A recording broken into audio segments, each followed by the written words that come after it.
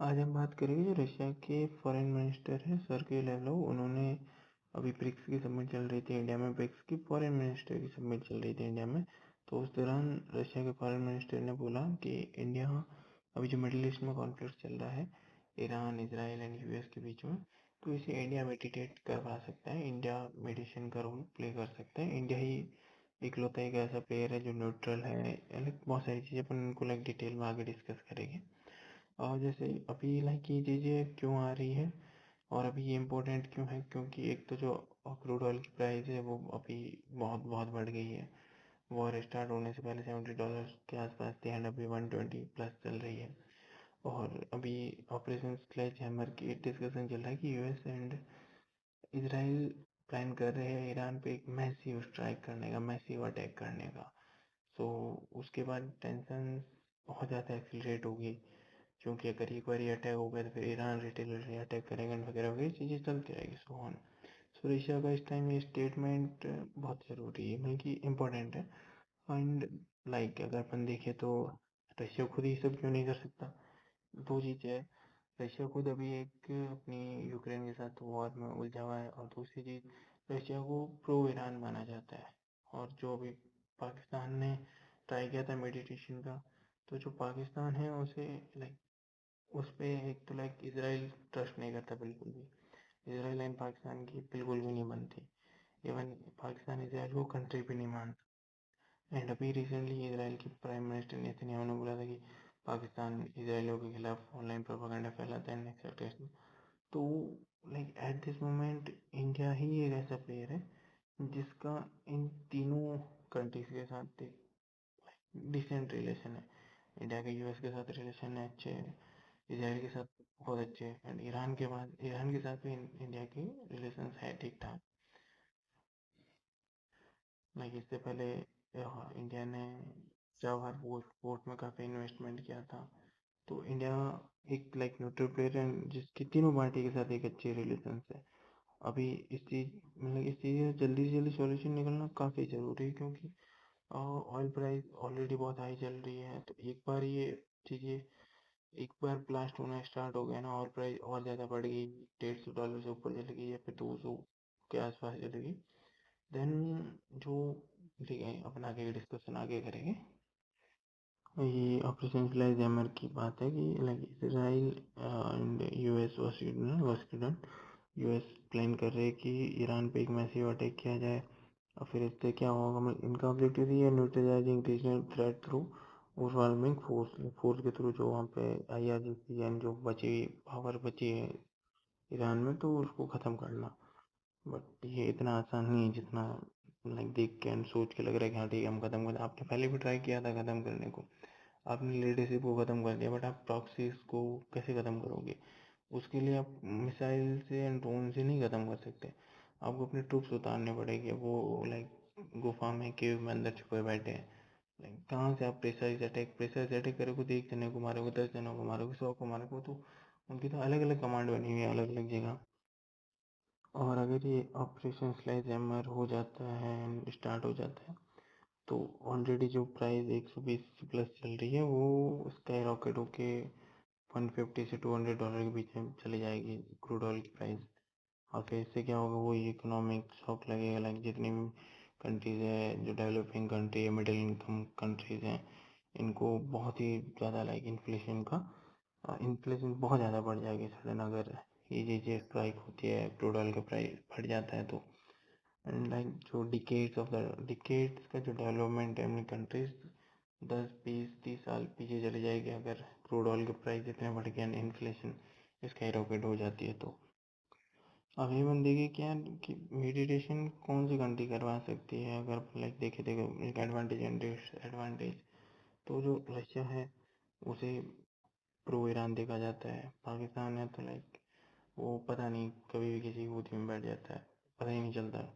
India है तो India के तीनों कंट्रीज के साथ बायलैटरल हाई एंगेजमेंट रिलेशन है, तीनों कंट्रीज के साथ डिफरेंट बायलैटरल रिलेशन है। और रही बात ट्रस्ट की, तो इसराइल एंड यूएस रशिया पे तो कभी ट्रस्ट नहीं करने वाले हैं। पाकिस्तान है तो पाकिस्तान पे इसराइल ट्रस्ट नहीं करता, यूएस तो करता ही नहीं करता, पता नहीं, बट इंडिया पे तीनों पार्टीज ट्रस्ट करती हैं।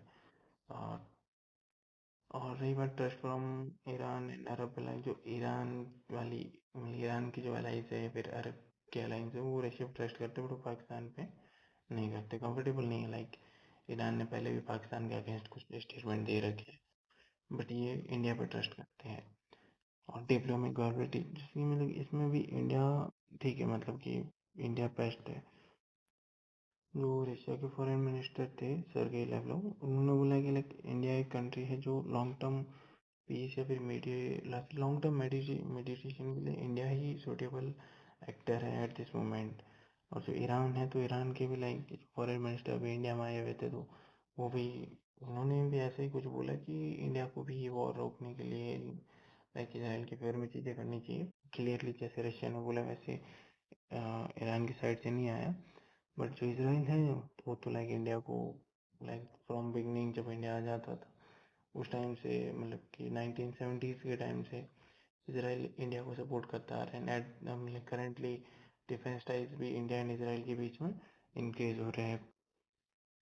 और जब तक ये टेंशन चल रही है मिडिल ईस्ट में, इंडिया को क्या करना चाहिए, ठीक है वो मीडिएशन वाला इंडियन गवर्नमेंट डिसाइड करेगी उन्हें क्या करना है। क्योंकि जो इंडिया की हिस्ट्री रही है वो बायलैटरल रिलेशन पे आधारित रही है। इंडिया ने ऐसा काम इन पास्ट कभी ऐसा नहीं किया, मेडिटेशन वाला रूल कभी फॉलो नहीं किया। इंडिया अपने bilateral relations in state of different countries के साथ बायलैटरल रिलेशन ही रखते हैं इंडिया।